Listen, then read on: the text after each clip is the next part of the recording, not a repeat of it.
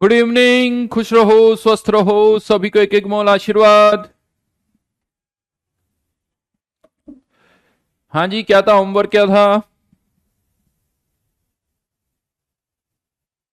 दिखाना।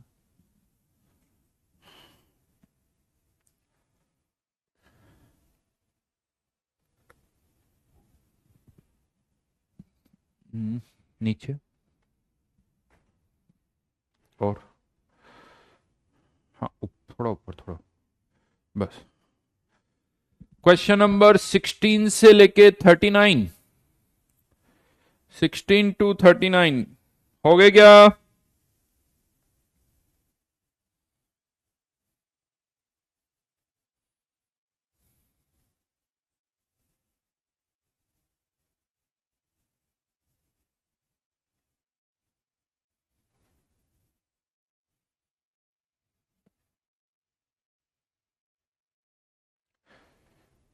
चलिए डिस्कस करते हैं। एक ही डाउट है दिव्यांश को, ओनली 26। बहुत बढ़िया जी।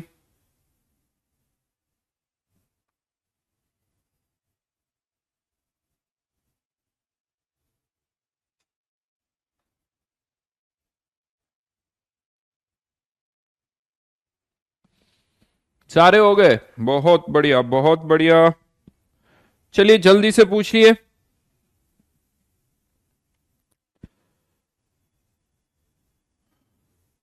केनी को भी 26 में ही डाउट है। Question number 18। यार 18 तो आसान है यार, 18 आसान है।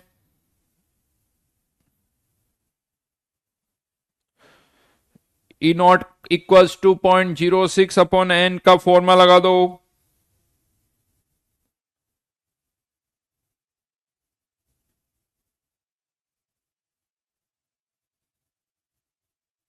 दो इलेक्ट्रॉन इन्वॉल्व है।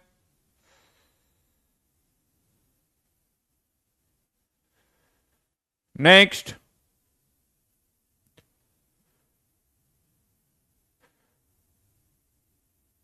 कृष्णम, क्वेश्चन नंबर की बात करो तुम।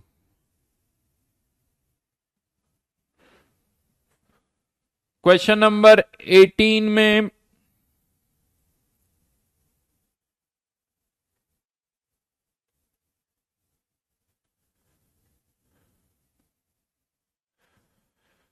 Fe का ऑक्सीडेशन हो रहा है, कॉपर का रिडक्शन हो रहा है।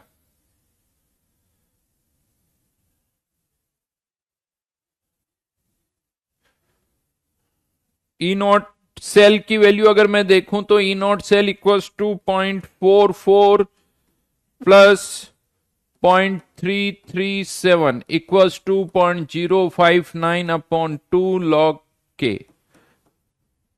अभी कैलकुलेशन है थोड़ी, कैलकुलेट एंटी लॉग लेना पड़ेगा, कैलकुलेटर यूज करना पड़ेगा, तभी हो पाएगा, बाकी नहीं हो पाएगा। एंटी लॉग ले लो, हो जाएगा। आगे बढ़ो।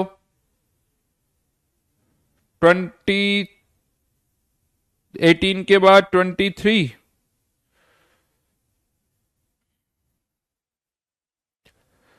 The metal that displaces A from its aqueous solution.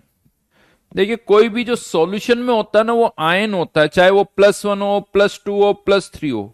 अगर कोई सॉल्यूशन में से बाहर आ रहा है मतलब उसका रिडक्शन हो रहा है, उसका रिडक्शन हो रहा है। अब हमें यह बताना है कि कौन इसको रिड्यूस कर सकता है, इसको कौन रिड्यूस कर सकता है। और ऊपर हमें सबके रिडक्शन पोटेंशियल के डेटा दे रखे हैं, और ए का जो रिडक्शन पोटेंशियल है उसका डेटा है -0.25। अब आप इसको ऐसे समझ लो कि ए का रिडक्शन हो रहा है तो किसी और का क्या हो रहा होगा, ऑक्सीडेशन। अब यहां पर आप देखो बी, सी और डी, उनका रिडक्शन नहीं, ऑक्सीडेशन होगा। किसका ऑक्सीडेशन का पोटेंशियल +2.5 से ज्यादा है। वो ऑप्शन देखो तो एक का ही दिख रहा है,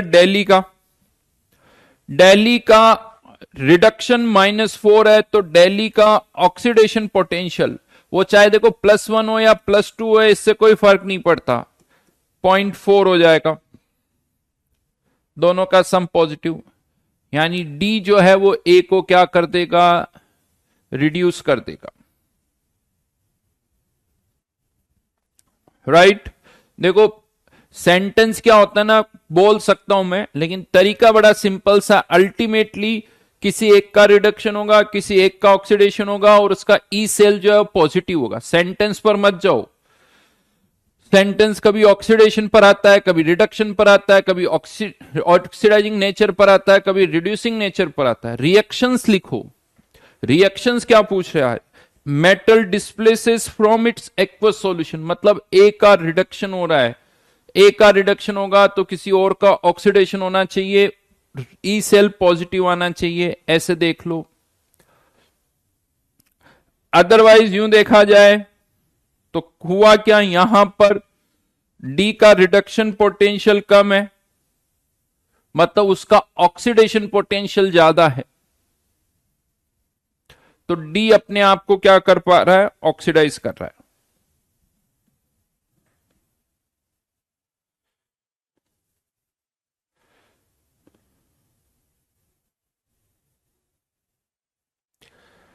नेक्स्ट,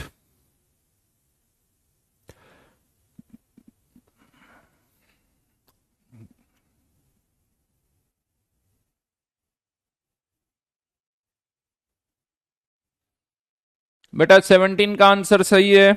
क्वेश्चन नंबर 16, सॉरी 26,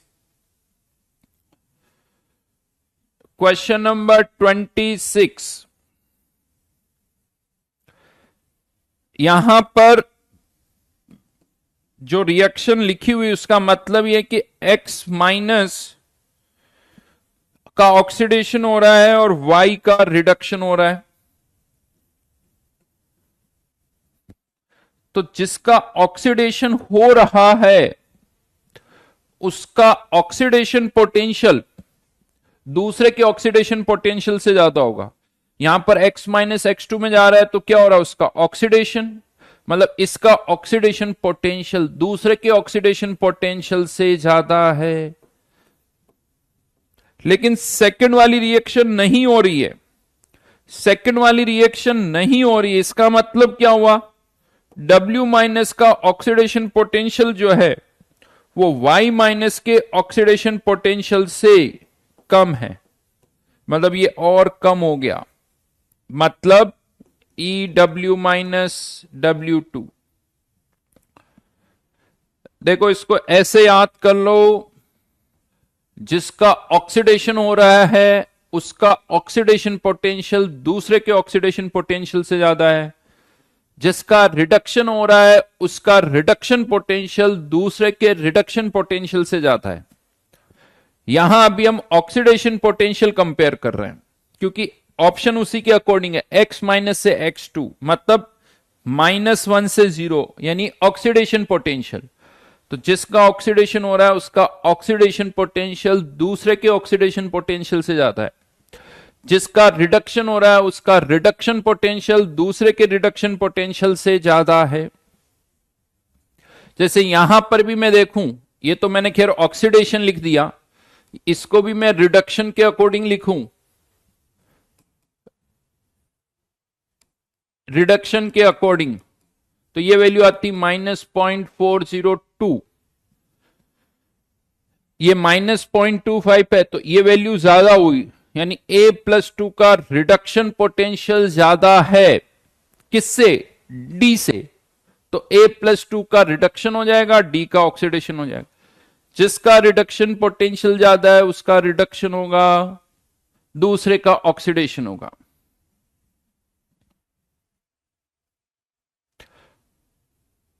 समझ में आई बात, आगे बढ़िए।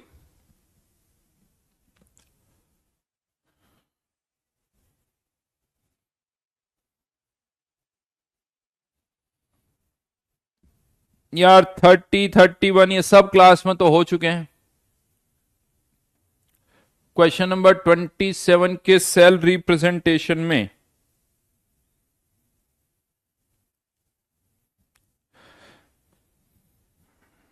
बेटा सेल रिप्रेजेंटेशन में एनोड की तरफ ऑर्डर मैटर नहीं करता है। सुनते नहीं हो, पूरा आधा अधूरा सुनते हो और फिर डाउट पूछ लेते हो। क्या इस तरफ ये ऑर्डर मैटर करता है? क्या Cl2 पहले लिखूं या Cl पहले क्या लिखूं? इस ऑर्डर से कोई मतलब नहीं है। इस तरफ लिखा हुआ है मतलब ऑक्सीडेशन हो रहा है, इस तरफ लिखा हुआ है मतलब रिडक्शन हो रहा है। ये 16 17 कौन पूछ रहा है भाई? इधर आओ, सामने आओ दीपक। जब मना कर चुका हूं फिर पूछ क्यों, क्लास अटेंड क्यों करते हो? क्लास में तो कुछ किया ही नहीं होगा ना दीपक हमने। जब तुम्हें अगर 16 17 में ही डाउट है तो क्लास क्यों कर रहे हो बेटा? जाओ डायरेक्ट जेई दो, तुम्हें कोई फायदा नहीं क्लास करने का, क्योंकि क्लास में कुछ पढ़ाया जाता है उसका कुछ हमें फर्क नहीं पड़ता। 16 17 में डाउट, क्लास में 4 क्वेश्चन किए हुए, वही क्वेश्चन पूछ लो तब भी डाउट आएगा तुम्हें, और फिर बार बार पूछे जा रहे हो।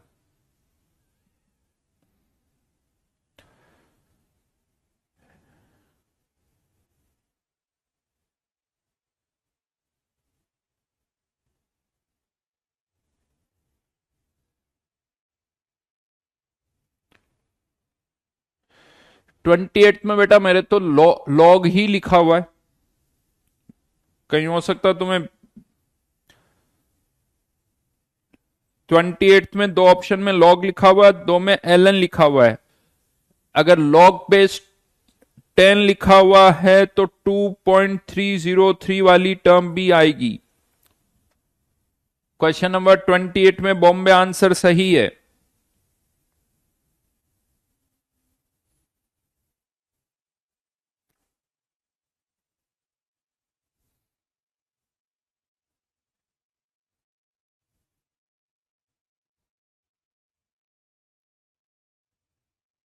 आगे बढ़ो।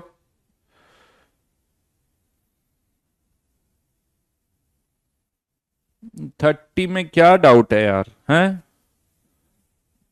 क्या 30th में डाउट है? सिल्वर का रिडक्शन हो रहा है, कंसंट्रेशन कितनी है? 0.1 m। सिल्वर आयन की concentration 0.1 m, -0.059/1 log silver ion की कंसंट्रेशन विच इज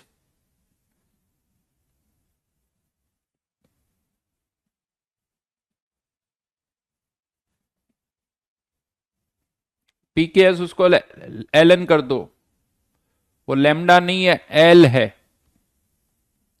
कहां प्रॉब्लम है बेटा इसमें?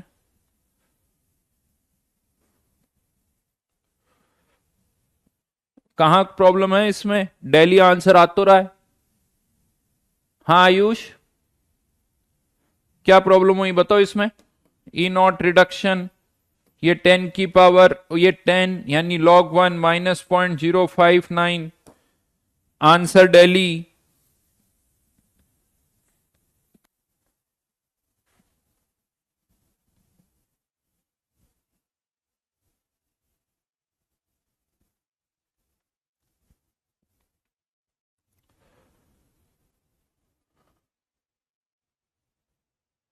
देन आगे बढ़ो, 31 खुद करो।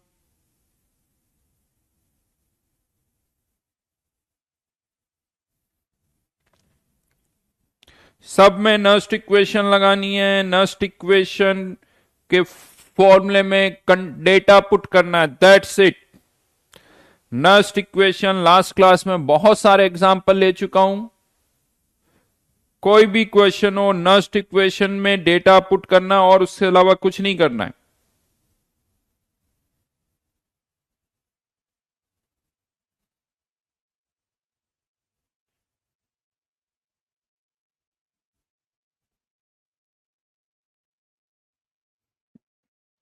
क्वेश्चन नंबर 32 में देखो बेटा, प्लस साइन के साथ आ रहा है या माइनस साइन के साथ आ रहा है? प्लस आ रहा है तो बढ़ रहा है, माइनस साइन आ रहा है तो कम हो रहा है। ई नॉट प्लस है तो बढ़ रहा होगा, ई नॉट माइनस है तो कम हो रहा होगा 32 में।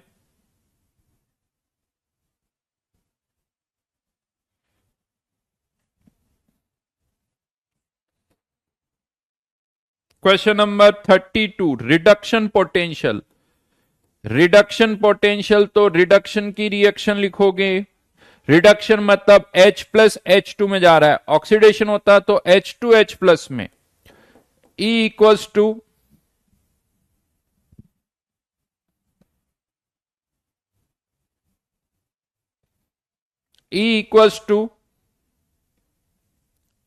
E नॉट माइनस 0.06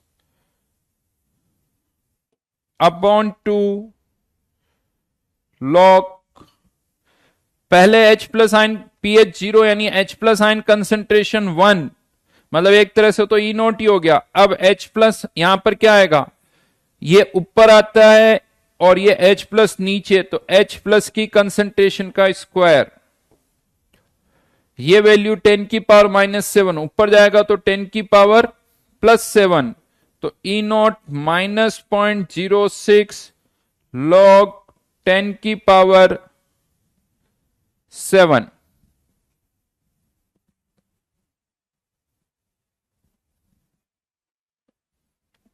कर लो।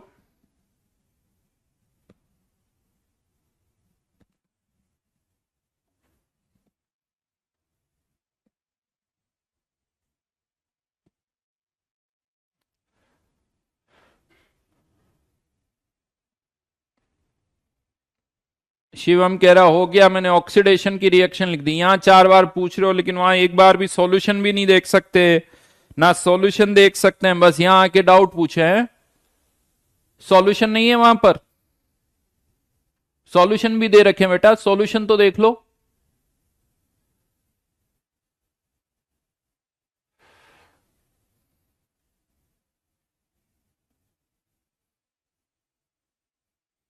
देखो बहुत स्ट्रेट फॉरवर्ड क्वेश्चन है, बहुत स्ट्रेट फॉरवर्ड क्वेश्चन है। इतने आसान क्वेश्चन, और ये बहुत आसान क्वेश्चन है, ये मैं आपको बहुत क्लियरली बता दूं। ये केवल स्पीड अप करने के लिए, फ्लो लाने के लिए क्वेश्चन दे रखे ताकि आपकी स्पीड बढ़े।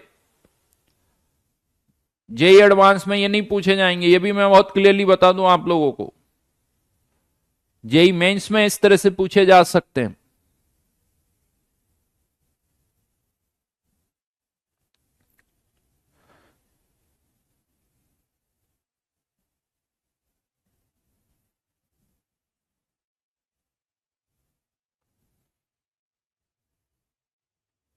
हाँ सचिन, सचिन पूछ रहा सर स्क्वायर कहां कहां करते हैं कंसंट्रेशन में।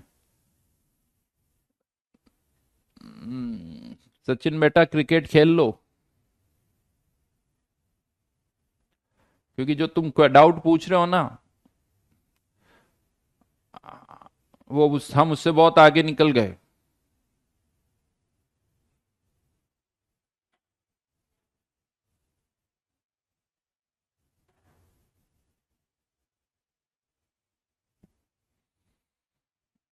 यहां स्क्वायर कैसे किया यही पूछते रहेंगे। हाँ, यही नहीं समझ में आ रहा है कि किसको न्यूमरेटर में लिखना है, किसको डिनोमिनेटर में लिखना है।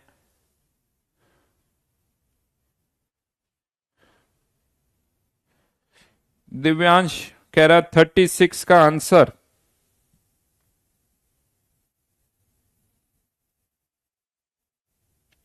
दोनों आयंस की कंसंट्रेशन को 10 टाइम्स कर दिया जाए, कॉपर का ऑक्सीडेशन, क्वेश्चन नंबर बता रहा हूं 36, सिल्वर का रिडक्शन। अब यहां पर इसमें 2 इलेक्ट्रॉन इन्वॉल्व है, इसमें 1 इलेक्ट्रॉन इन्वॉल्व है, तो सेल रिएक्शन लिखनी है तो इसको 2 से मल्टीप्लाई करना होगा।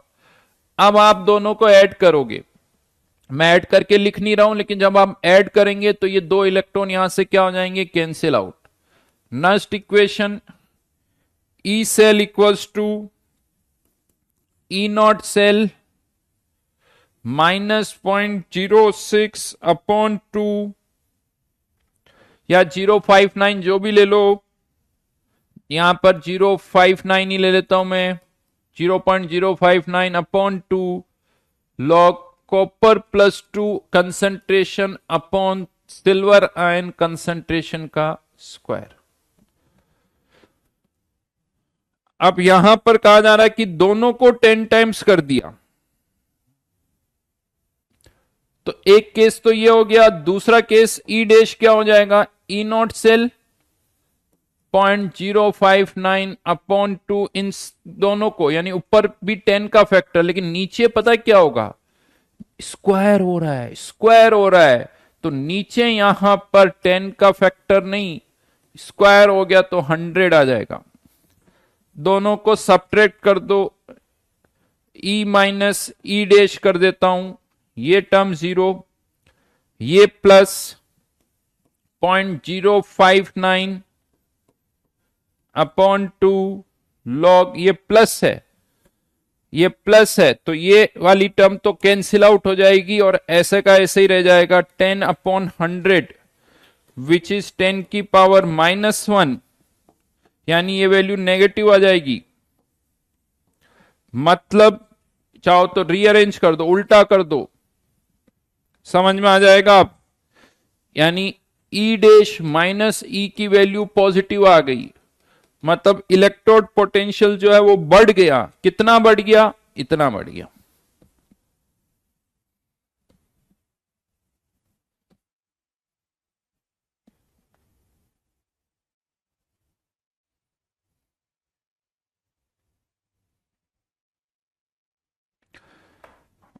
रुद्रेश बेटा पुराने लेक्चर सुनो, सब बोला हुआ है। जो तुम आज पूछते हो ना वो 4 दिन पहले मैं बोल चुका होता हूं, तुम्हारी नींद ही नहीं खुलती, तुम्हें पता ही नहीं चलता, तो फिर से सुनो। जो तुम डाउट पूछते हो ना उन सब के डाउट्स के क्वेश्चन आंसर मैं पहले ही दे चुका होता हूं।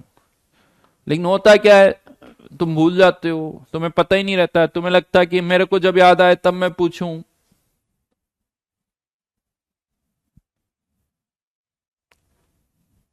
जब रिडक्शन हो तो ए, देखो जनरली मेटल्स जो होते हैं ना, अमन रिडक्शन वर्ड यूज हो रहा है, मेटल्स है तो मेटल्स माइनस में नहीं जाते, तो A+2 इलेक्ट्रॉन कन्वर्टिंग इनटू ए, ऐसे लिख लो। क्योंकि ज्यादातर सॉल्यूशन में से जो रिप्लेस करने वाली चीज होती है ना, इसी तरह से मेटल्स के केस में वैसे फर्क नहीं पड़ेगा, तुम ए से A-2 भी करोगे तब भी आंसर वही रहेगा। ए से A-2 भी रिडक्शन है और ये भी रिडक्शन है, कोई एक केस लोगे सबके लिए वैसा ही ले लो।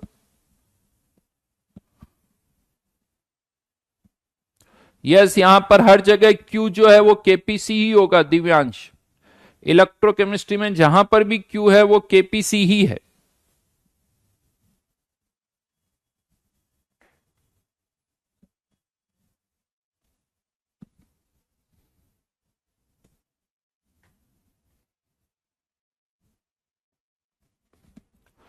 रूपाक्षी कैसा गया एग्जाम?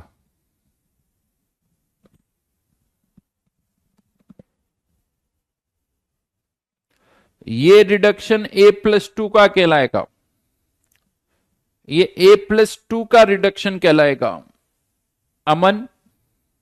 बट क्या होता है, जैसे नॉर्मली लैंग्वेज में ना, जैसे जिंक और है, जैसे कोई पूछे ये जिंक का ऑक्सीडेशन पोटेंशियल कितना है, तो हम रिएक्शन क्या लिखते हैं, जिंक का ऑक्सीडेशन मतलब Zn+2 इलेक्ट्रॉन, और इसी का रिवर्स कर दो तो वो जिंक का रिडक्शन पोटेंशियल नहीं होता, वो होता है Zn+2 का, वो Zn+2 का। लेकिन ठीक है, हमें पता है नॉर्मली जिंक का मतलब जिंक का रिडक्शन, यानी जिंक नेगेटिव में तो जाएगा नहीं, तो उसका मतलब यही होता है कि Zn+2 का रिडक्शन।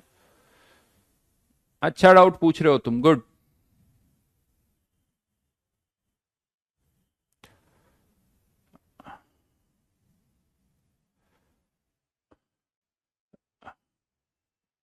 डन बेटा, ये बहुत आसान आसान क्वेश्चन है,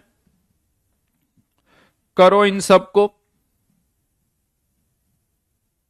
हाँ हाँ हाँ हाँ, गौतम कह रहा है 10 की पावर में फ्रैक्शन है, तो बेटा बोल बोल के थक गया, कैलकुलेटर से करो, कैलकुलेटर से करो। 10 की पावर 2.5, 2.7, 5.7 तुम ऐसे नहीं कर सकते, लेकिन शायद तुम उस टाइम कोई और इंपॉर्टेंट काम कर रहे होंगे जब मैंने ये बोला होगा। नहीं, तुम्हारे पास कुछ और जरूरी काम बहुत सारे होंगे, तो वो सुना नहीं होगा तुमने। अच्छा, क्लास में भी एक क्वेश्चन दिया था क्या? मैंने याद तो आ रहा है यार, क्या था क्वेश्चन, क्या था, थोड़ा सा हिंट दो।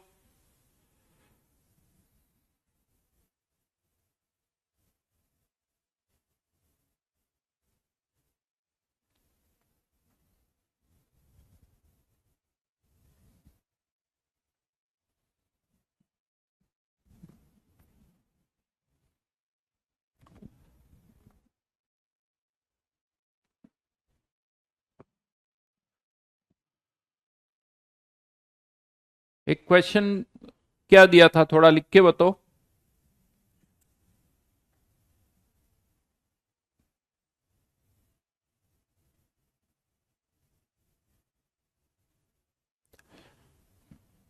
लेफ्ट हैंड साइड में प्लेटिनम था, Fe+2 Fe+3, right, comma copper com.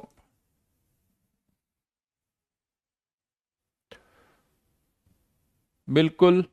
Concentration बताओ मुझे।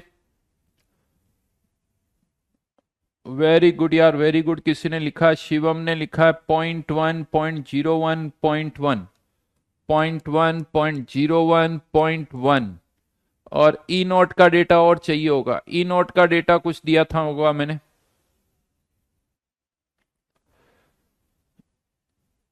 इसका ई नॉट का डेटा Fe+2 से Fe+3, ये क्या दिया था?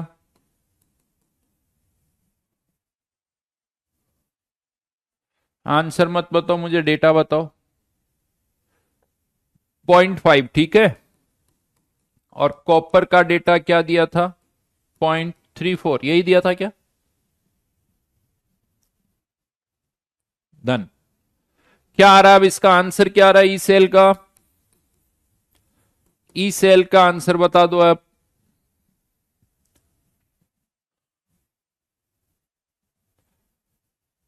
0.87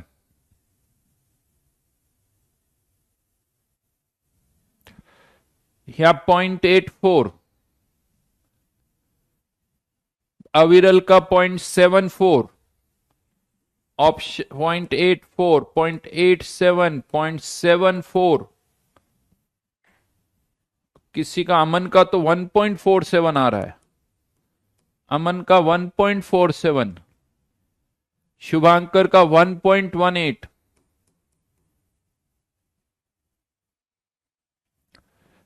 अमन क्या आंसर, कुछ भी लिख रहे हो, कभी वन कभी कुछ। पीकेएस का 0.93।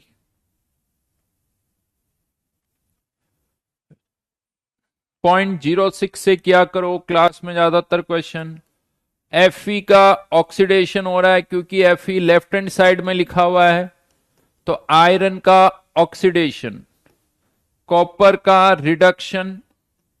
लेकिन अब यहां पर 2 इलेक्ट्रॉन है, यहां 1 इलेक्ट्रॉन है, तो इस रिएक्शन को 2 से मल्टीप्लाई कर दो, ताकि दोनों रिएक्शन में इलेक्ट्रॉन बराबर हो जाए। ऐसा भी कर सकते हो, इसको हाफ से भी मल्टीप्लाई कर सकते थे, लेकिन उसमें फिर कैलकुलेशन में प्रॉब्लम होगी। ज्यादा अच्छा है कि यहां पर भी 2, यहां पर भी 2, सभी के कोफिशिएंट 1 2 ऐसे ही रहे, फ्रैक्शनल ना हो। वैसे आंसर दोनों से वही आएगा। ये हमारी ओवरऑल रिएक्शन हो गई। E cell equals to E not cell. E not cell की वैल्यू क्या हो गई? ये ऑक्सीडेशन पोटेंशियल, ये रिडक्शन। क्या ये वैल्यूज चेंज होगी? नहीं होगी। मुझे लगता है अमन ने यही गड़बड़ की, उसने इस रिएक्शन को 2 से मल्टीप्लाई किया और इलेक्ट्रोड पोटेंशियल को भी 2 से मल्टीप्लाई कर दिया। ये रिएक्शन 2 से मल्टीप्लाई होगी, लेकिन इसका इलेक्ट्रोड पोटेंशियल 0.5, इसका इलेक्ट्रोड पोटेंशियल 0.34, तो ई नॉट सेल कितना हो गया? 0.84 minus 0.06 upon 2 electron log Fe+3, इसका कोफिशिएंट 2 है, तो Fe+3 का स्क्वायर आएगा, राइट। यानी 0.01 का स्क्वायर मतलब 10⁻⁻⁴। ये सॉलिड अपीयर नहीं होगा। अब डिनोमिनेटर में किसकी कंसेंट्रेशन आएगी? Fe+2, इसका भी स्क्वायर होगा, लेकिन ये 0.1 है तो इसलिए स्क्वायर 10⁻⁻²। और कॉपर के केस में कॉपर +2 की कंसंट्रेशन जो कि 0.1 है, तो 10 की पावर -1, तो बचा क्या यहां पर 10 की पावर -1, आगे आ गया तो +1, 0.84 प्लस 0.03, 0.87, बिल्कुल सही।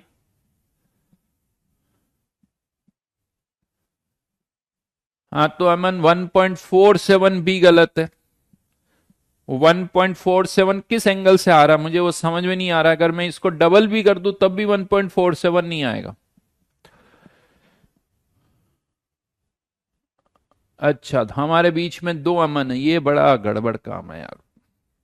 सब डबल रोल में है, कोई ट्रिपल रोल में है।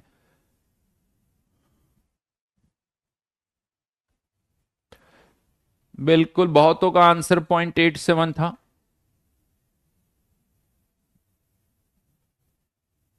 बहुत बढ़िया।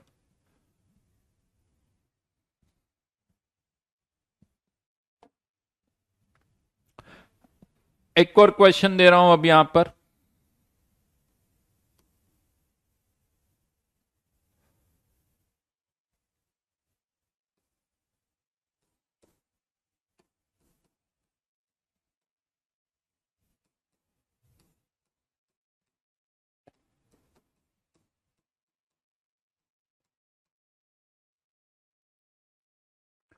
और कोई डेटा नहीं है और आपको बताना इसका ई सेल कितना होगा। और कोई डेटा नहीं है, आपको इसका ई सेल बताना है।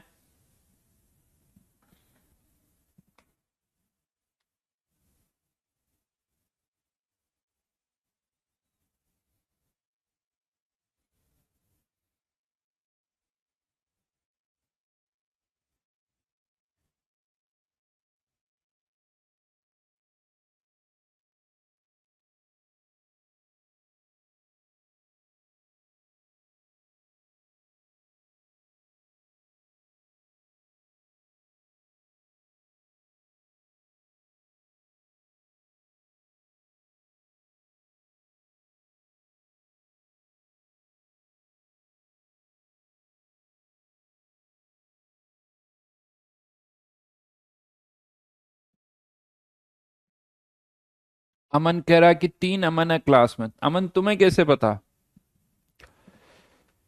हर्षित का आंसर आ गया, शुभम का आंसर आ गया, उत्कर्ष का भी आया है, अविरल का भी आया है, हिंदराज का, शौर्य, दीप्तम, शुभम, नवदीप,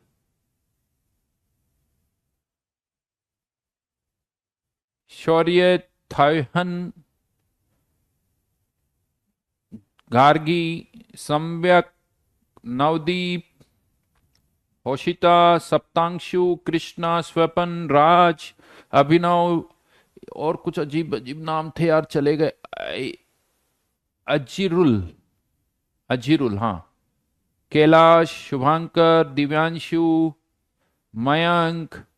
देखो मैं या तो नाम पढ़ पाऊंगा या आंसर कमेंट पढ़ पाऊंगा, दोनों नहीं पढ़ पाऊंगा एक साथ।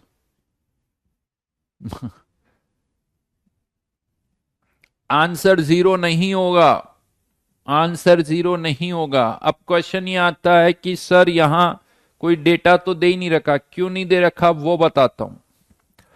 यहां पर एनोड पर क्या रिएक्शन होगी? ऑक्सीडेशन। तो zinc converting into Zn2 plus 2 electron, E not जो भी होगा इसका सोचो। अब कैथोड पर भी इसी का रिडक्शन है, जिंक, तो जो ई नॉट होगा वो तो जस्ट इसका उल्टा हो जाएगा, रिवर्स रिएक्शन है। E naught oxidation, E naught reduction, तो यहां पर ई नॉट सेल की वैल्यू क्या हो गई? 0। ई नॉट सेल की वैल्यू हो गई 0। तो क्वेश्चन आता है क्या ये सेल करंट देगा? यस। अब यहां सबसे बड़ी फाइट क्या होती है? बहुतों को लगता है सर ये तो ऐड करने पर सब कैंसिल आउट हो रहे हैं, ऐड करने पर सब कैंसिल आउट हो रहे हैं। तो मैंने आप लोगों को पहले ही कहा था, एनोड और कैथोड के सब्सटेंस को कैंसिल आउट नहीं करोगे। ये एनोड है, ये कैथोड है, इनको कैंसिल आउट नहीं करोगे। हाँ, बहुतों को लगता है सर फिर आपने इलेक्ट्रॉन को क्यों कैंसिल कर दिया? इलेक्ट्रॉन को इसलिए कैंसिल कर दिया कि इलेक्ट्रॉन एनोड से कैथोड में जा रहे हैं। ये इलेक्ट्रॉन एनोड से कैथोड में जा रहे हैं, इसीलिए जो यहां से प्रोड्यूस हुए वही ये दो इलेक्ट्रॉन है जो यहां कंज्यूम हो रहे हैं। अब अगर आपको इसकी ओवरऑल रिएक्शन लिखनी तो उसका तरीका बताता हूं। जो ये एनोड वाले सब्सटेंस है उसके सबस्क्रिप्ट में ए लिख दो, कैथोड वाले सब्सटेंस के सबस्क्रिप्ट में सी लिख दो, जिससे जब आप रिएक्शंस को ऐड करो तो हाँ आपको समझ में आ जाए कि इनको कैंसिल आउट नहीं करना है। ये बातें सब पहले बता चुका हूं। और अब जब आप इसका ई सेल निकालोगे तो ई नॉट सेल तो हो जाएगा 0.06 अपॉन 2 इलेक्ट्रॉन। अब यहां पर देखो ये जिंक तो सॉलिड है, ना तो ये जिंक अपीयर होगा ना ये अपीयर होगा, तो न्यूमेरेटर में कौन सा जिंक आएगा? जो एनोड पर है। न्यूमेरेटर में कौन सा जिंक आएगा? जो एनोड पर है। तो एनोड पर जो जिंक है उसकी कंसेंट्रेशन का स्क्वायर डिवाइडेड बाय कैथोड पर जो जिंक है उसकी कंसेंट्रेशन का स्क्वायर, नहीं स्क्वायर नहीं सॉरी, Zn+2 है, स्क्वायर नहीं है। तो Zn+2 anode, Zn+2 cathode. Anode पर कंसेंट ये 0.03 लॉग, एनोड पर Zn+2 की कंसेंट्रेशन 0.01, कैथोड पर 0.1, 10 की पावर, ये माइनस साइन ऑलरेडी है यहां पर, 10 की पावर -1, तो ये प्लस हो जाएगा। स्क्वायर नहीं किया भाई, नहीं किया, मैंने गलती से लिख दिया था। पता है इस सेल को क्या बोला जाता है? जिसमें दोनों तरफ सेम हाफ सेल हो, दोनों तरफ सेम हाफ सेल हो लेकिन उनकी कंसंट्रेशन में डिफरेंस है। कंसंट्रेशन में डिफरेंस है तो इनको बोला जाता है कंसंट्रेशन सेल्स। Concentration cell. और ये जो कंसंट्रेशन सेल्स हैं इनका ई नॉट सेल हमेशा ही क्या होगा? 0 होगा। These are known as concentration cell because the difference in the concentration, because of the difference in the concentration, हमें यहां पर सेल का कुछ सेल से करंट मिल रही है, इसीलिए इन्हें कहा जाता है कॉन्सेंट्रेशन सेल। दोनों तरफ सेम होने चाहिए, जैसे इधर भी जिंक, इधर भी जिंक, इधर भी सिल्वर, इधर भी सिल्वर, इधर भी हाइड्रोजन हाफ सेल, इधर भी हाइड्रोजन हाफ सेल, तो ऐसे सेल को बोला जाता है कॉन्सेंट्रेशन हाफ सेल। समझ में आई बात?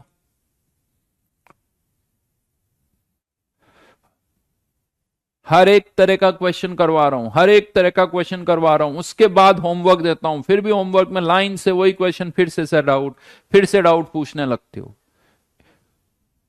सारे क्वेश्चन जब भी कोई शीट में होमवर्क देता हूं उससे पहले क्लास में क्वेश्चन करवाता हूं, ताकि हाँ भाई समझ में आ जाए कि कैसे करना है। लेकिन जनता तो ये पूछती कि सर स्क्वायर कब करना और कब नहीं करना है। जनता को ये नहीं समझ में आता कि लॉग और एंटी लॉग कैसे सॉल्व करना है, तो फिर भाई वो नहीं हो सकता। मैं यहां इलेक्ट्रोकेमिस्ट्री समझाने आया हूं, ये नहीं समझाने आया हूं कि लॉग को कैसे सॉल्व करते हैं, एंटी लॉग को कैसे सॉल्व करते हैं।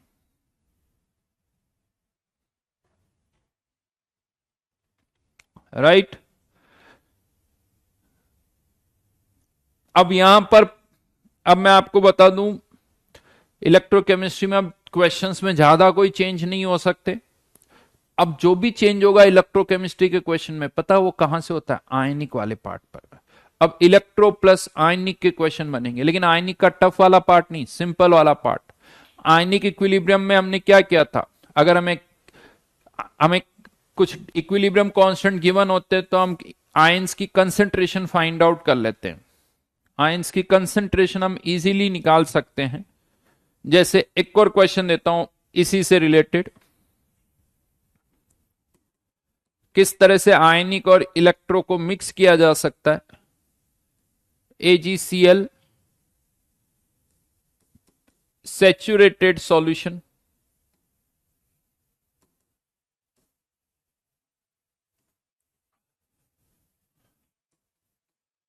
Ag प्लस 0.1 m सिल्वर, और यहां पर हमें AgCl का Ksp दे रखा है 10 की पावर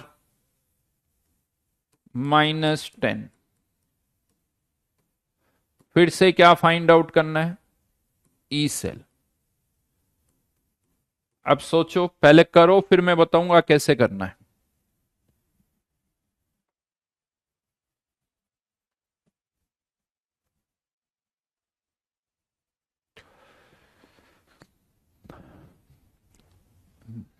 बताइए क्या आंसर आएगा? 0.06 यूज करना। केएसपी दे दिया मैंने आपको यहां पर। बहुत सिंपल क्वेश्चन है, आयनिक का बड़ा सिंपल सा पार्ट है। देखो इलेक्ट्रो प्लस आयनिक का जब भी दो चैप्टर के मिक्स्ड क्वेश्चन आते हैं ना, मैं एक चीज बता दूं, वो आसान होते हैं। यानी हर एक चैप्टर का आसान वाला पार्ट होता है। प्योर आयनिक पर क्वेश्चन आएगा तो वो मुश्किल होगा, क्योंकि उसमें कोई ना कोई अप्रोक्सीमेशन हो सकता है, हम ना ले पाए। तो यहां पर अगर मिक्स करके क्वेश्चन आ रहा है तो हर एक चैप्टर का आसान वाला पार्ट होगा, बस आपको दोनों को लिंक करना होता है। दीप्तम का आंसर आ गया, नीरज का आंसर आ गया, स्वपन का आंसर आ गया।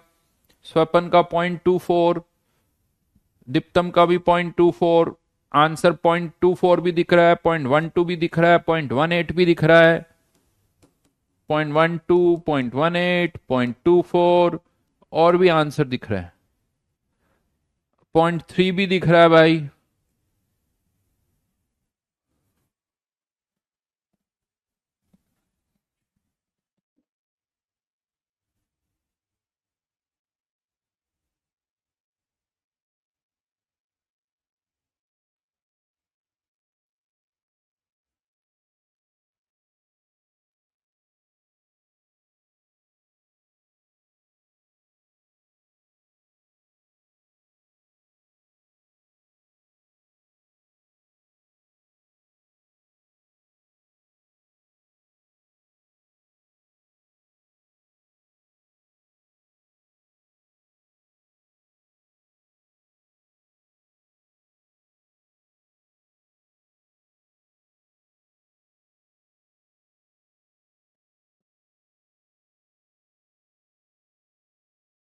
अभी भी आंसर वेरी कर रहा है।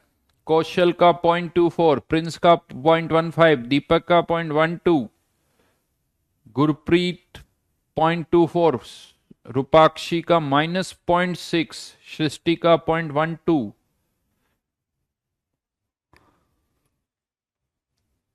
तनय 0.24, अंशुमन, आयुष, अविरल, अमन।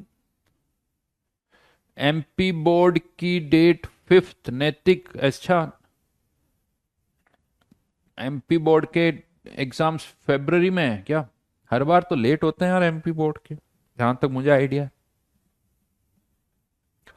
गोल्डन कौन है? अब यहां पर फर्स्ट स्टेप क्या होगी? पहली स्टेप ये है कि हमें इस सेल से क्या चाहिए, एजीसीएल से हमें क्या चाहिए? एजी प्लस आयन। हमें सीएल आयन से कोई लेना देना नहीं है। तो यहां पर आपको क्या करना है?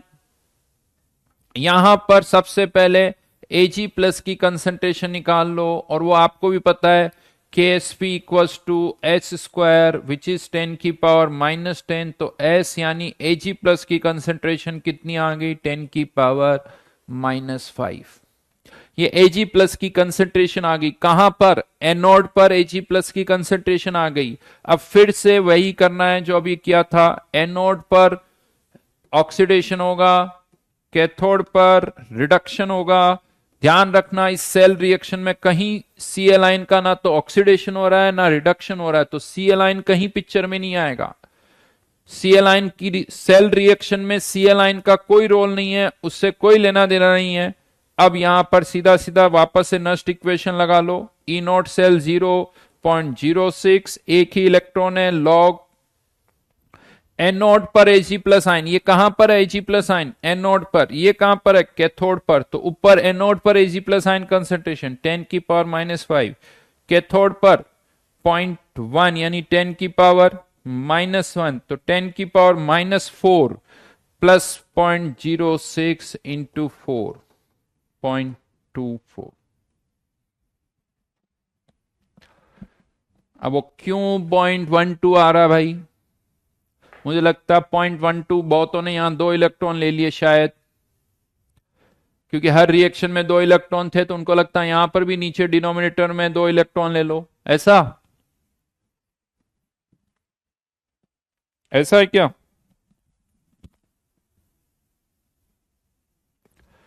बोलिए बोलिए।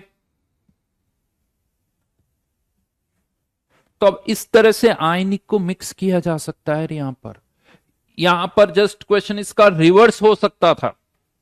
इसी क्वेश्चन को मैं रिवर्स कर सकता हूं, रादर देन ई केएसपी में ई सेल का डेटा आपको दे देता कि ई सेल इसका है 0.24, बताओ केएसपी कितना होगा।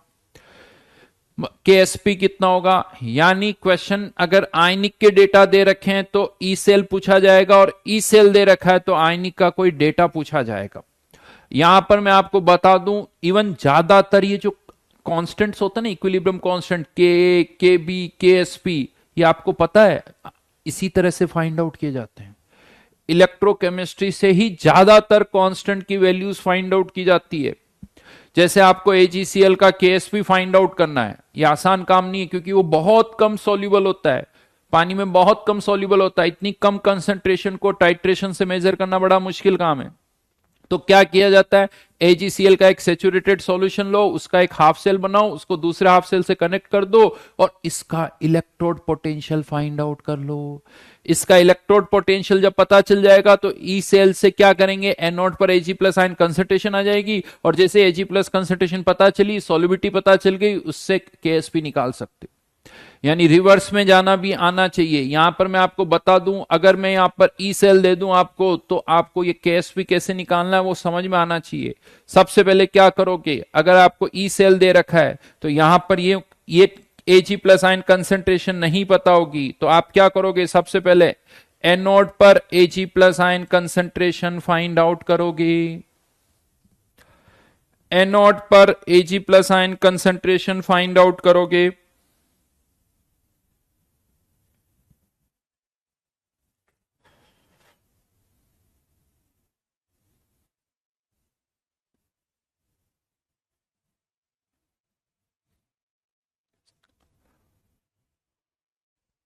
ठीक है, और जैसे Ag plus ion concentration E cell पता है तो Ag प्लस आ जाएगा, Ag प्लस से आप KSP फाइंड आउट कर सकते हो।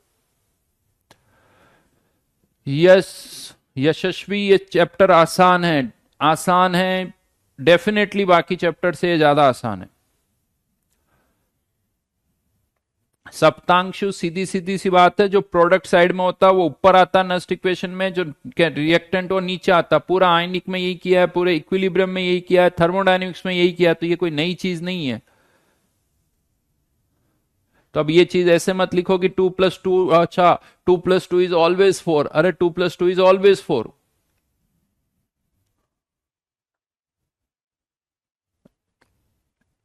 चलो एक लास्ट क्वेश्चन और दे देता हूं मैं।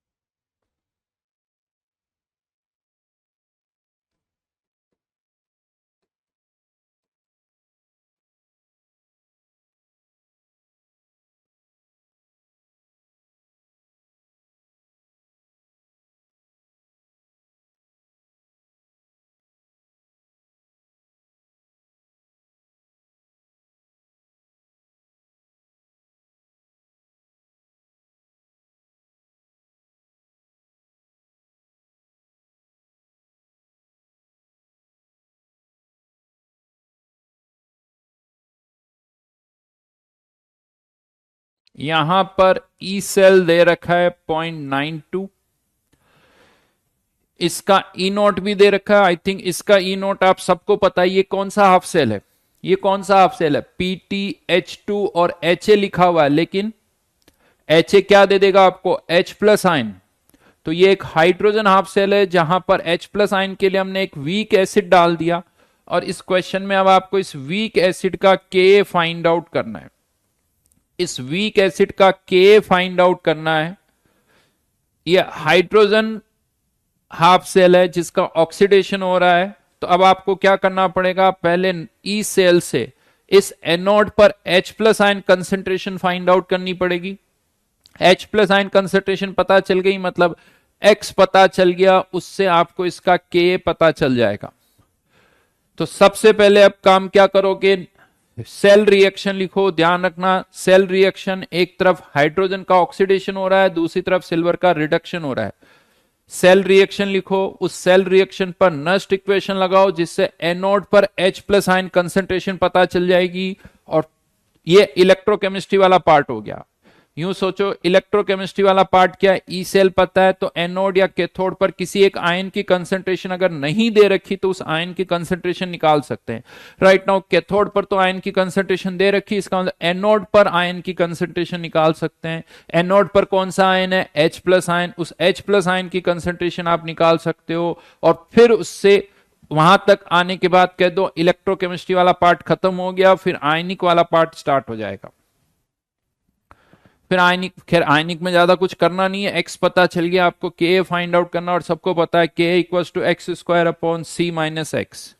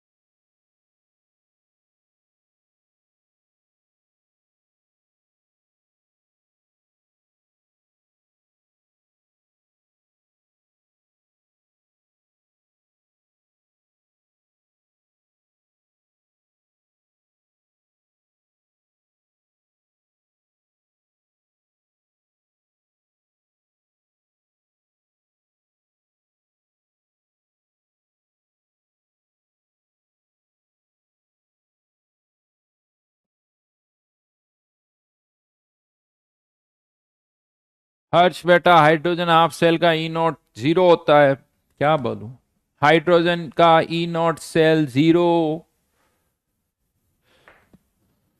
बिल्कुल सही आंसर, स्वपन आर्यन। के का आंसर पूछा मैंने, के की वैल्यू बताओ, थाइन के की वैल्यू पूछी है, H प्लस की नहीं, के ए की वैल्यू।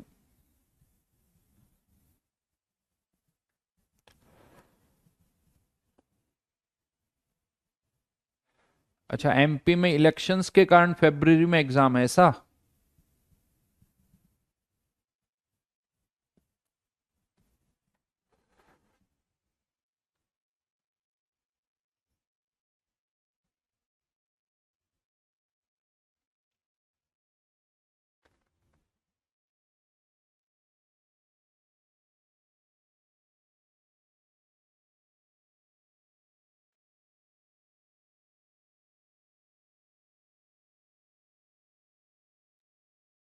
डेट्स आ गई क्या प्रणव, एमपी में बोर्ड्स की, 12th बोर्ड की डेट्स, सारी डेट्स आ गई या केवल स्टार्टिंग डेट आई है?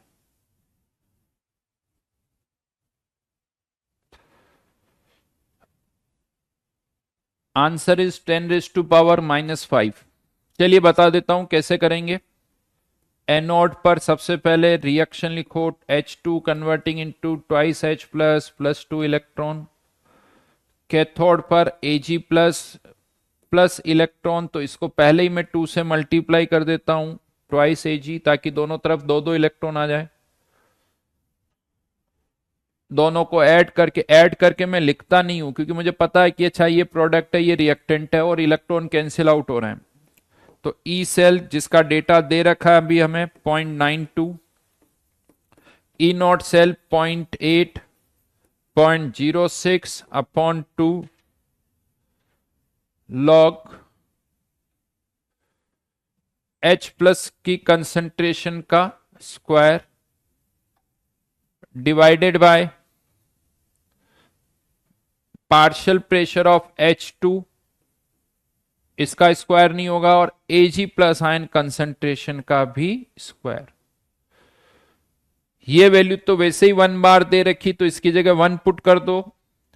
तो जैसे इसकी जगह 1 पुट करेंगे तो इवन ये भी कह सकते हो कि ये 2 ये 2 बाहर आ जाएगा, तो ये 2 इससे कैंसिल आउट हो जाएगा। इधर बचा 0.12 minus 0.06 log of H plus ion concentration upon Ag plus ion concentration which is 10⁻⁻1।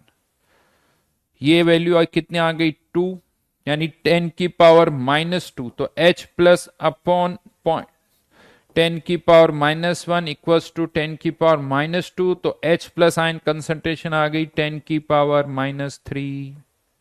मतलब आपको X की वैल्यू पता चल गई 10⁻⁻3। ये H प्लस आयन किससे आ रहे हैं, Ha से।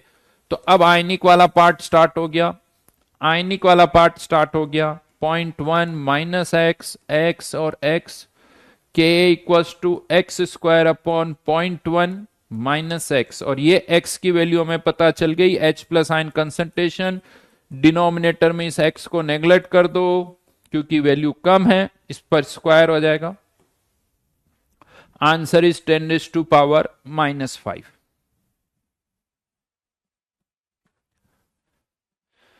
मयंक बेटा सामने दिख रहा है 2 इलेक्ट्रॉन है या 3 इलेक्ट्रॉन है या 4 इलेक्ट्रॉन, इससे ज्यादा कैसे बता सकता हूं, सामने सब लिखा हुआ है।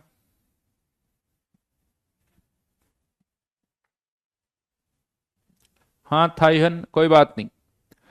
तो इस तरह से आयनिक और इलेक्ट्रो को मिक्स किया जाता है और अच्छी खासी प्रोबेबिलिटी होती है, अच्छे खासे चांसेस होते हैं कि एग्जाम में भी आयनिक प्लस इलेक्ट्रो इस तरह के क्वेश्चंस आते हैं।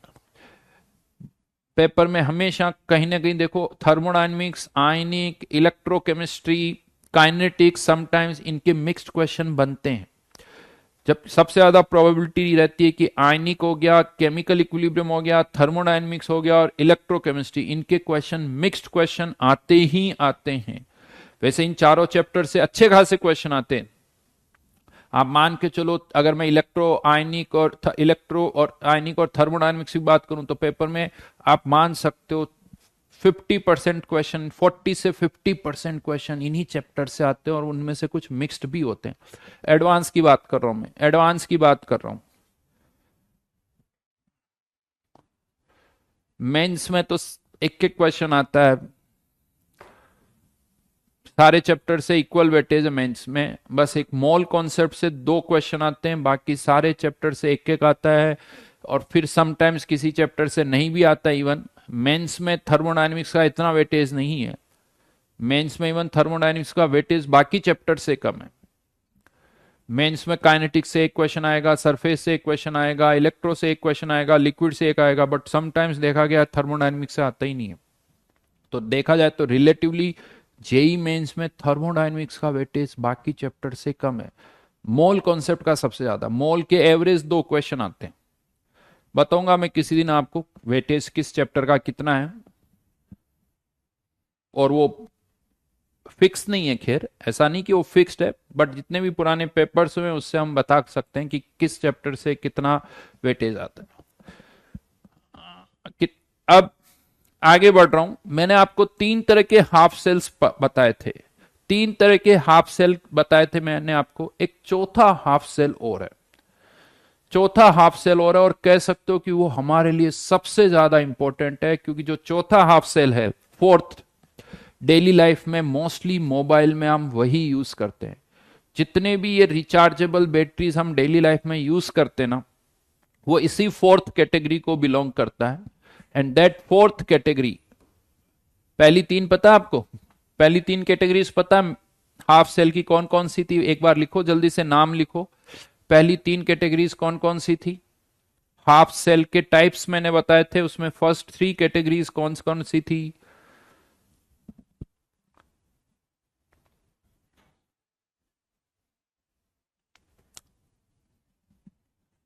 Metal, metal ion,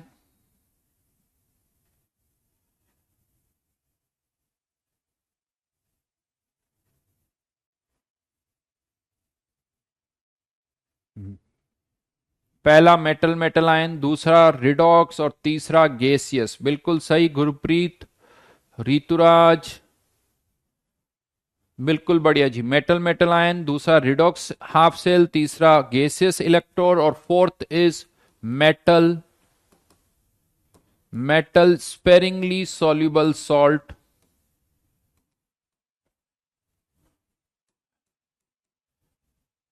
salt electrode. क्या अलग है इसमें और मेटल मेटल आयन में, वो समझते हैं। एक एग्जाम्पल मैं यहां पर ले रहा हूं। इसमें हम क्या करते हैं कि कोई भी एक मेटल हम यहां पर लेते हैं, जैसे सिल्वर मेटल मैंने यहां पर ले लिया, और इस सिल्वर मेटल के चारों तरफ इसी के एक स्पेरिंगली सॉल्युबल सॉल्ट की कोटिंग कर दी जाती है। इसी के एक स्पेरिंगली सॉल्युबल सॉल्ट की कोटिंग कर दी जाती है इसके चारों तरफ।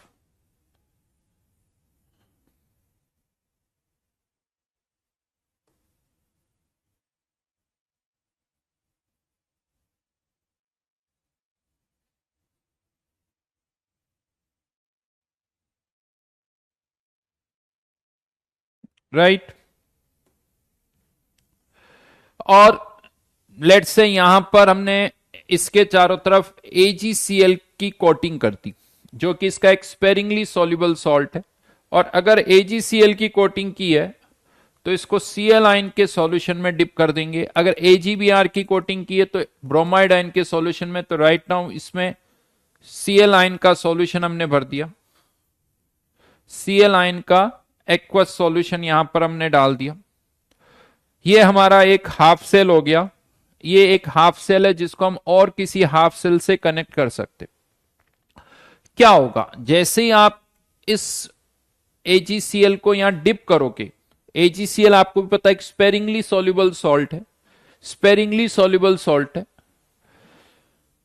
जो बहुत कम डिसॉल्व होता है। और यहां पर तो सॉल्यूशन में ऑलरेडी Cl आयन है, तो इस Cl आयन का उस पर कॉमन आयन इफेक्ट भी लगेगा, जिसके कारण इस AgCl की सॉल्युबिलिटी और कम हो जाएगी, लेकिन थोड़ा बहुत AgCl डिसॉल्व होगा। थोड़ा बहुत AgCl जो है वो डिसॉल्व होगा। और जैसे ही थोड़ा सा Ag प्लस आयन और डिसॉल्व हुए, क्योंकि सॉल्युबिलिटी बहुत कम है, तो ये सॉल्यूशन सेचुरेट हो जाएगा। जैसे ही थोड़ा सा AgCl डिसॉल्व होगा, this solution will become saturated.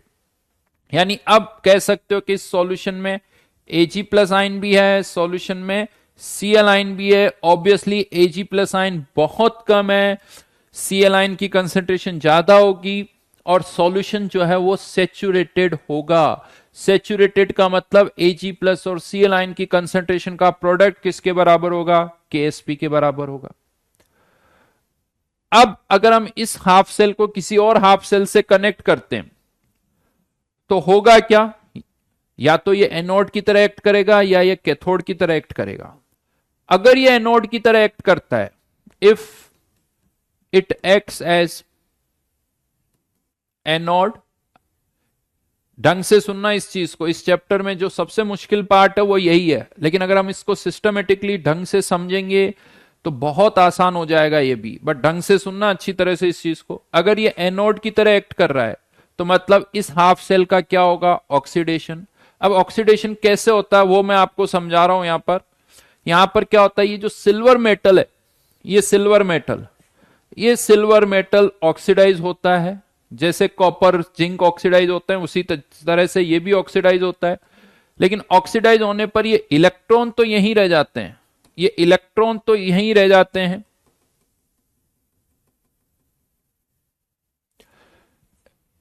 इसी पर रह जाएंगे।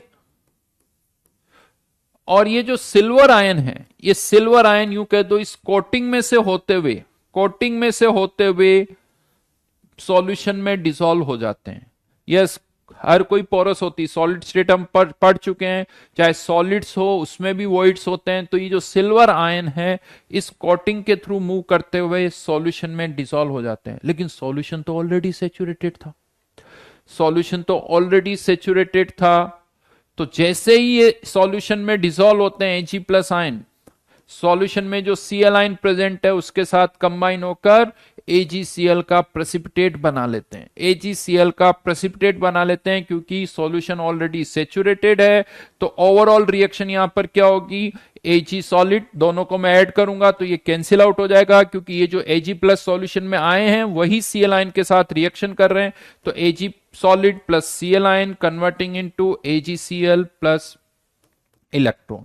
मतलब यहां पर केवल सिल्वर का ऑक्सीडेशन नहीं हो रहा है, यहां रिएक्शन में केवल सिल्वर का ऑक्सीडेशन नहीं हो रहा है, यहां रिएक्शन ये हो रही है। सिल्वर का ऑक्सीडेशन अलग चीज है, ऐसा नहीं कि यहां सिल्वर का ऑक्सीडेशन नहीं हो रहा, बट ओवरऑल रिएक्शन यहां पर ये कंसीडर की जाएगी, ना कि ये की जाएगी। क्यों? क्योंकि अब जो डेल्टा जी हमें यूज करना पड़ेगा वो इस रिएक्शन का यूज करना पड़ेगा। इस रिएक्शन का डेल्टा जी अलग है, इसका डेल्टा जी अलग है, इस रिएक्शन का इलेक्ट्रोड पोटेंशियल अलग है, इस रिएक्शन का इलेक्ट्रोड पोटेंशियल अलग है। हमें यहां पर इस रिएक्शन का इलेक्ट्रोड पोटेंशियल यूज करना होगा, सिल्वर का ऑक्सीडेशन पोटेंशियल यूज नहीं करना होगा। अगेन ये जो ओवरऑल रिएक्शन यहां पर लिखी गई है, इसको अगर हम थोड़ा सा देखें तो हो क्या रहा है, इसको मैं ऐसे थोड़ा समझाता हूं।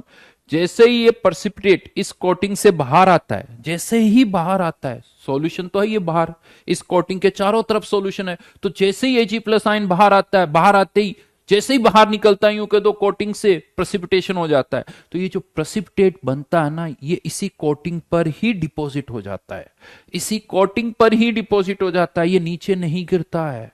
और मैं आपको बता दूं, अगर ये नीचे गिर गया ना तो आप इस सेल को रिचार्ज नहीं कर सकते। यही टेक्नोलॉजी चाहिए होती कि इस तरह से सेल बनाया जाए कि प्रेसिपिटेट नीचे ना गिरे। उसकी बहुत सारी तरीके हैं, बहुत सारे तरीके यूज किए जाते हैं। परफोरेटेड यूज किया जाता है ताकि कोई गिर भी रहा तो अंदर ही अंदर गिरे, तो वो खैर अलग बात है। कुल मिला के ये कि ये जो प्रेसिपिटेट बन रहा है वो इसी कोटिंग पर ही डिपॉजिट हो जाता है, नीचे नहीं गिरता।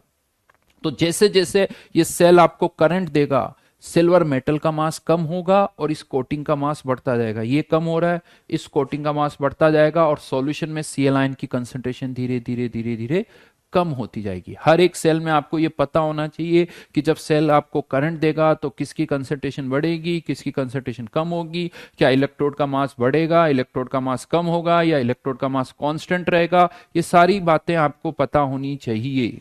ये तब है जब यहां ऑक्सीडेशन हो रहा है। क्वेश्चन आता है अगर रिडक्शन हो रहा होता तो, if it acts as cathode. देखो बहुत बेसिक, बहुत डिटेल में मैं सारी बातें बता रहा हूं आपको, बहुत डिटेल में, बहुत बेसिक सारी बातें बता रहा हूं। ढंग से सुनो, जितना ढंग से सुनोगे उतनी जल्दी क्वेश्चन समझ में आएंगे। थ्योरी अगर अच्छी तरह से क्लियर हो तो क्वेश्चन समझना आसान हो जाता है। अगर ये कैथोड की तरह एक्ट कर रहा है तो यहां पर फिर क्या होगा, रिडक्शन। अब रिडक्शन किसका होगा, सॉल्यूशन में जो Ag प्लस आयंस हैं, ये Ag प्लस आयन जो है वो इस मेटल रोड पर जाके डिपॉजिट हो जाते हैं। लेकिन इसके कारण क्या होता है, सॉल्यूशन में सिल्वर आयन की कंसंट्रेशन कम हो गई, सॉल्यूशन जो सेचुरेटेड था वो अनसेचुरेटेड हो गया। तो सॉल्यूशन में अगर सिल्वर आयन की कंसंट्रेशन कम हो जाती है तो क्या होगा, जो कोटिंग है वो और डिसॉल्व होगी, वो कोटिंग जो है वो डिसॉल्व होगी, मतलब AgCl और डिसॉल्व होगा यहां पर।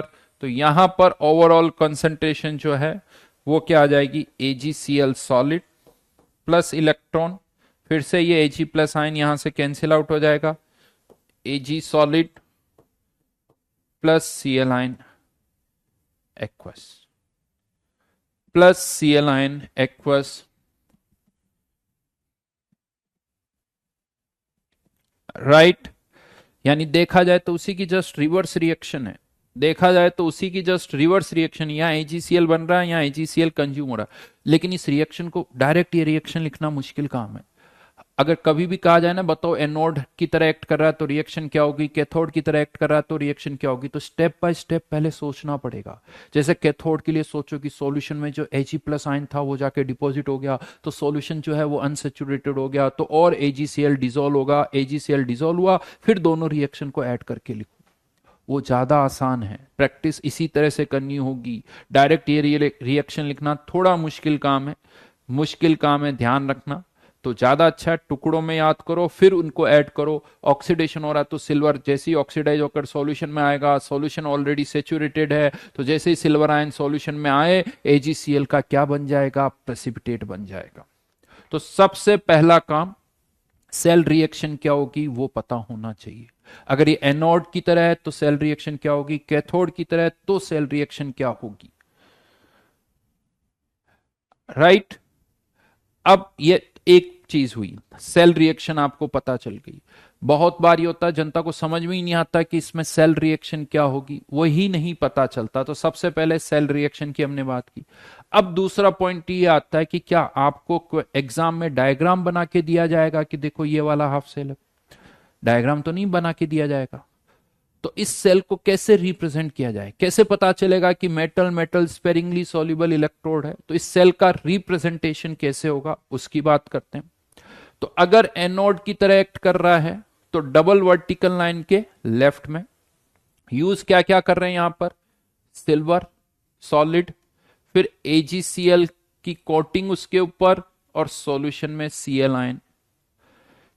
इन यानी सिल्वर उसके ऊपर AgCl की कोटिंग और फिर Cl आयन, इन सब के बीच में यू कह दो हाँ अलग अलग है तो इंटरफेस बन रही है।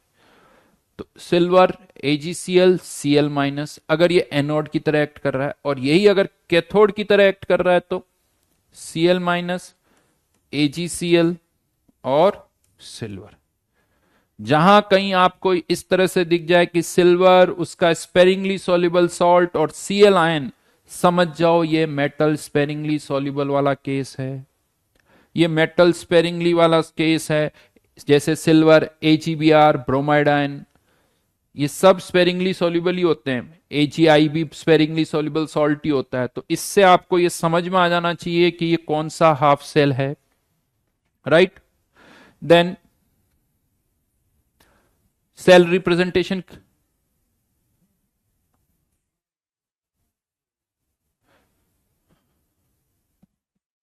तो यहां पर सेल रिप्रेजेंटेशन समझ में आ गया। पहला स्टेप था सेल रिएक्शन क्या होगी, दूसरी स्टेप सेल को कैसे रिप्रेजेंट किया जाता है।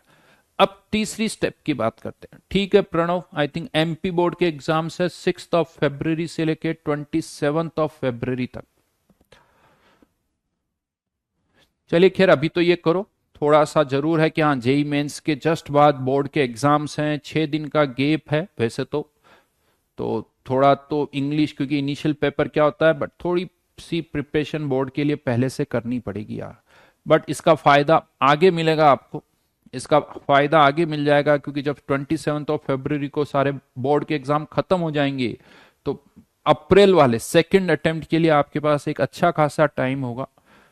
पूरा मार्च आपके लिए होगा, चाहे वो बिहार बोर्ड वालों के लिए भी कह सकता हूं मैं, बिहार बोर्ड वालों के लिए भी यही एडवांटेज है कि वो जो सेकंड अटेम्प्ट है उसमें भी अच्छी तैयारी करके दे सकते हैं। तो देखो किसी को पहले फायदा मिलेगा, किसी को बाद में फायदा मिलेगा। CBSE बोर्ड में प्रॉब्लम ये होती है कि मार्च के एंड तक जाके जैसे ही आपका 12th का एग्जाम खत्म होगा उसके बाद सेकंड अटेम्प्ट आ जाता है जेई मेंस का, तो उसकी इतनी तैयारी नहीं हो पाती। तो जिनका मार्च में एग्जाम है उनके लिए फर्स्ट अटेम्प्ट इंपॉर्टेंट है, जिनका फरवरी में एग्जाम है वो उनके लिए मैं कह सकता हूं कि उनके लिए हाँ फर्स्ट अटेम्प्ट भी ठीक है, वो तैयारी करके दे सकते हैं, बट उनको फर्स्ट अटेम्प्ट के साथ बोर्ड भी थोड़ा तैयार करना पड़ेगा। लेकिन सेकंड अटेम्प्ट से पहले उनको पूरा 1 महीना मिलेगा, तो वो सेकंड अटेम्प्ट भी बड़ी अच्छी तरीके से दे सकते हैं। अच्छा महाराष्ट्र बोर्ड की भी डेट्स आ गई 24 फरवरी से 3 मार्च। इस बार सारे बोर्ड जल्दी हो रहे हैं यार वैसे, जनरली महाराष्ट्र बोर्ड के एग्जाम काफी लास्ट तक चलते।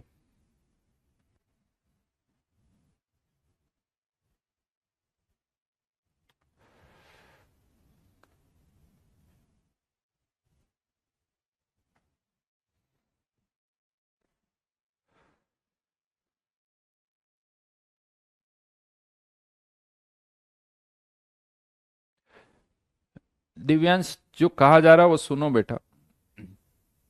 अब यहां एक और प्रॉब्लम होती है, वो भी बता दूं। अगर मैं आपसे कहता हूं कि यार ये जिंक का ऑक्सीडेशन पोटेंशियल का डेटा है, अगर मुझे आपको जिंक का ऑक्सीडेशन पोटेंशियल का डेटा देना है, तो एक तरीका क्या कि ये रिएक्शन लिखो और उसके साथ इसका ई नोट लिख दो कि ये इसका ई नोट है। लेकिन ये बड़ा बल्कि वे है, इस तरह से इंफॉर्मेशन देना, पूरी रिएक्शन लिख के ई नोट लिखना, काफी ज्यादा स्पेस चाहिए। तो इसी को हम शॉर्ट में कैसे लिखते हैं आप सबको पता ही है, हम रिएक्शन ही नहीं लिखते, सिंपली यहां पर क्या लिख देते हैं, ई नॉट जिंक Zn+2.76, केवल इतना सा लिख दिया तो रिएक्शन लिखने की कोई जरूरत नहीं होती।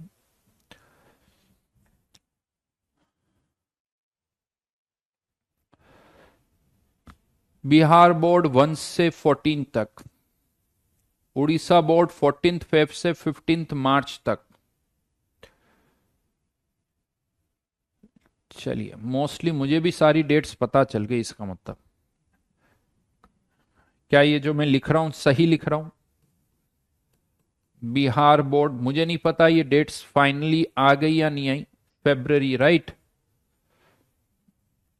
एमपी बोर्ड के लिए अभी किसी ने लिखा था शायद 6 से लेके 27 Feb right. UP board, Odisha board के लिए किसी ने लिखा था 15 फेब से लेके 15 मार्च।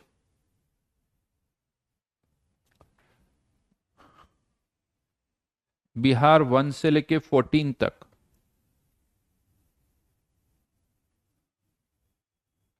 महाराष्ट्र बोर्ड की डेट्स क्या आई है महाराष्ट्र की?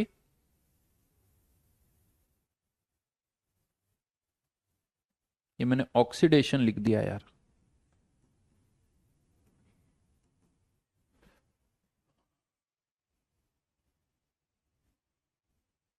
ओ, एक सेकंड, महाराष्ट्र 24 फरवरी से 23 मार्च। 23 या 3, पहले कोई 3 लिख रहा था या 23? वेस्ट बंगाल का भी किसी ने लिखा था, वेस्ट बंगाल।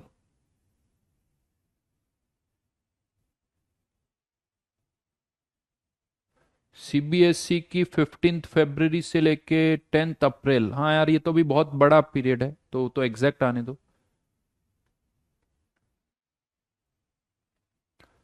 गुजरात बोर्ड के लिए कहा जा रहा है 14 मार्च से लेके, गुजरात बोर्ड 14 मार्च से 25, ऐसा ज्यादा गैप नहीं है इसका मतलब है।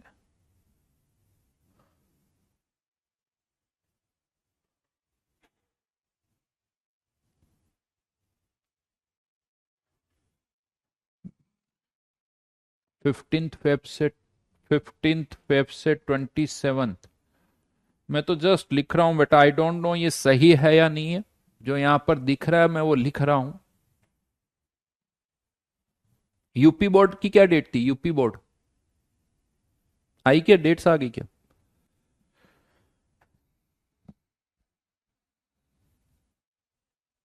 कोई कह रहा बिहार बोर्ड का गलत है, वेस्ट बंगाल।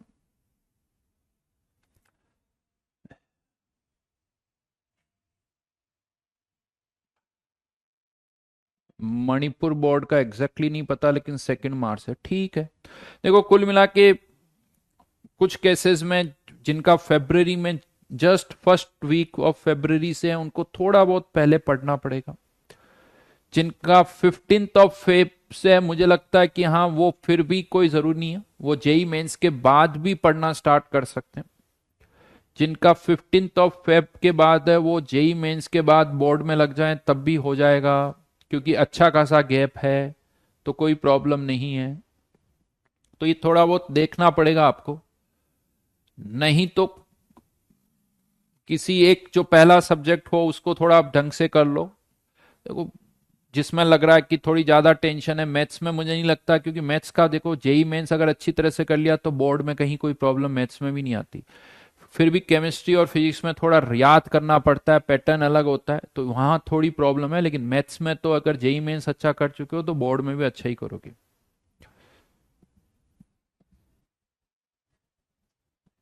राजस्थान बोर्ड का जो भी मार्च में होगा देखेंगे। तो यहां पर वापस मैं इस पार्ट पर आता हूं, वापस मैं इस पार्ट पर आ रहा हूं। तो अगर मुझे इस रिएक्शन का ई नोट का डेटा देना है तो मैं आपको शॉर्ट में ऐसे लिख के दे दूंगा जिससे समझ में आ जाएगा कि अच्छा जिंक का ऑक्सीडेशन हो रहा है, ये जिंक का कौन सा पोटेंशियल हो गया, ऑक्सीडेशन पोटेंशियल। अब क्वेश्चन ये आता है कि इस सेल के सेल पोटेंशियल को कैसे लिखें। मुझे इस रिएक्शन का ई नोट का डेटा आपको देना है, लेकिन बिना रिएक्शन लिखे हुए, बिना रिएक्शन लिखे हुए कैसे ये डेटा मैं आपको दूं। तो उसके दो तरीके यूज किए जाते हैं। तरीका क्या है उसका, या तो सीधा सीधा यहां से देखो एजी सीएल आइन, ये दोनों रिएक्टेंट है, तो एजी कॉमा सीएल आइन दोनों रिएक्टेंट है, तो ऐसे लिख लिया। किस में कन्वर्ट हो रहा है, एजीसीएल में। यानी एजीसीएल आइन का कन्वर्जन किस में हो रहा है, एजीसीएल में। तो यहां इसका जस्ट उल्टा हो जाएगा, एजीसीएल किस में कन्वर्ट हो रहा है, एजी कोमा सीएल माइनस में।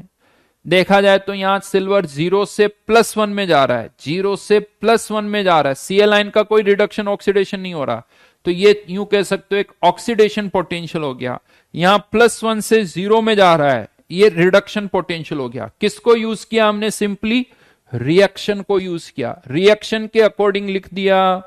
यानी जब अगर इस तरह का डेटा दे रखा हो तो सीधा सीधा रिएक्शन क्या लिख सकते हो, Ag plus Cl ion converting into AgCl plus electron.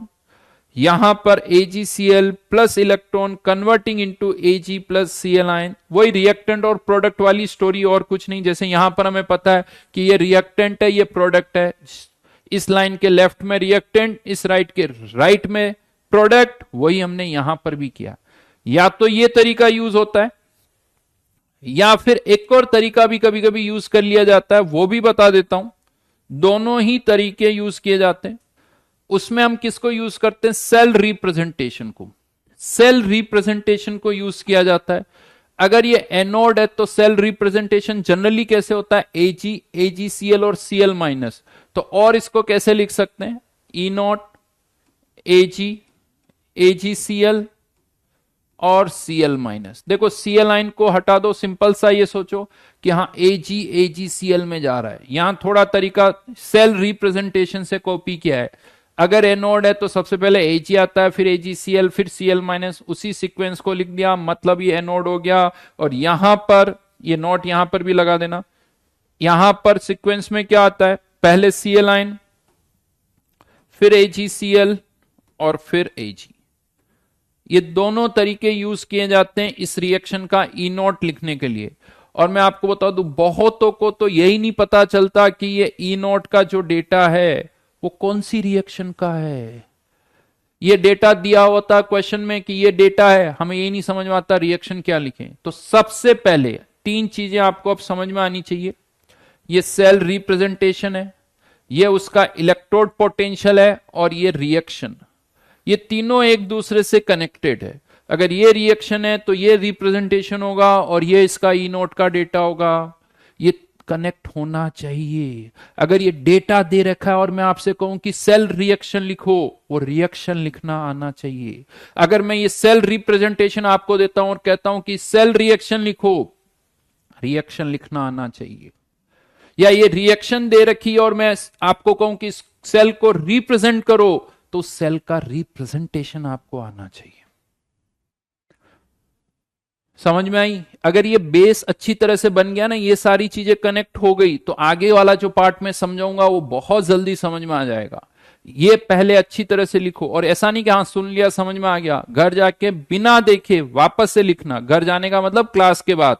ये मत कहना सर हम तो घर में ही बैठे रहते हैं। हाँ, क्लास खत्म होने के बाद आज वापस बिना देखें ये सारी चीजें जो बोर्ड पर लिखी हुई है वो 2 बार अच्छी तरह से लिखोगे। 2 बार बिना देखे हुए, या तो पहले और अच्छी तरह से याद कर लेना, फिर बिना देखे हुए, बिना देखे लिखोगे पूरा। जो यहां पर स्क्रीन पर लिखा हुआ वो सब लिखोगे। वो सब यहां पर लिखोगे बिना देखे हुए। इसके आगे मैं नेक्स्ट क्लास में बताऊंगा। होमवर्क की बात करें तो आई थिंक अभी तक मैंने S1 से कोई होमवर्क नहीं दिया ना आप लोगों को। आज भी जो होमवर्क था वो O1 से ही था। तो चलिए आज मैं आपको S1 से होमवर्क दे रहा हूं।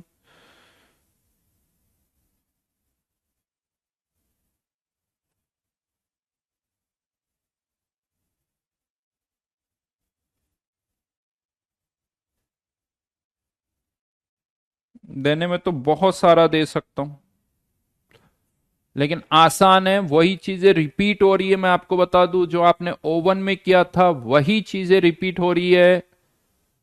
फटाफट करना, जल्दी जल्दी हो जाएगा। 1 से लेके 30 तक,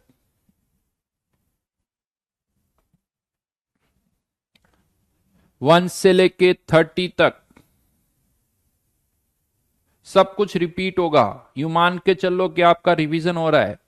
जो आपने O1 में किया है वही चीजें हैं, वापस रिपीटिशन होगा। आदित्य अभी आयनिक का हो गया, वो बाद में करेंगे। अब तो बहुत है, 1 से लेके 30 तक। शिवम ऐसा कुछ नहीं है, टाइम आप खुद सोचो। वो डिपेंड करता है किसकी कितनी प्रैक्टिस हो रखी होती है। ठीक है, चलिए बाय बाय।